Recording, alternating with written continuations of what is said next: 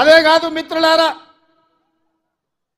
ముదిరాజులను ఆనాడు BC A గ్రూప్లో ఉంటే కొన్ని ప్రత్యేకమైన పరిస్థితుల్లో ఏ గ్రూప్ నుంచి డి గ్రూప్కు మారవడం జరిగింది. ఇవాళ కేసు సుప్రీంకోర్టులో ఉంది.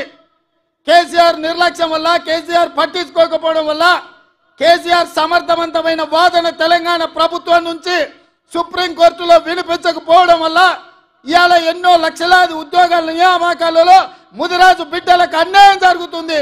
ఇవాళ ముదిరాజులను బీసీ డి గ్రూప్ నుంచి ఏ గ్రూపులకు మారవాలి అని అంటే ఈ గడ్డ మీద మళ్ళా కాంగ్రెస్ పార్టీ జెండా ఎగరాలి. మీ తరపున సిపాయిగా ఢిల్లీలో కొట్లాడాలి అంటే మీ వాదన బలంగా వినిపించాలి. మంచి మంచి వకీళ్లను పెట్టి వాదించాలి అంటే వంశీచంద్ర రెడ్డి ఢిల్లీలో ఎంపీగా ఉండాలి.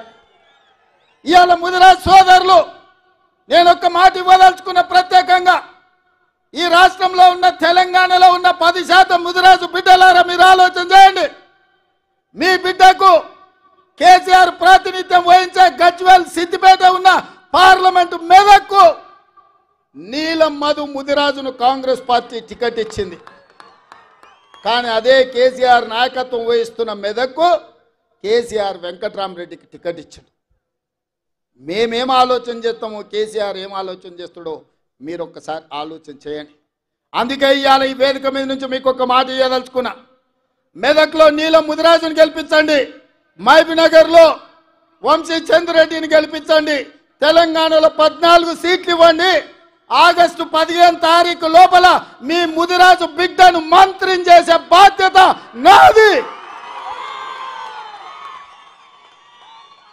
మీకు శక్తి ఉంది, మీకు యుక్తి ఉంది, మీకు పట్టుదల ఉంది, మీకు పౌరుషం ఉంది, పోరాడే శక్తి మీకుంది.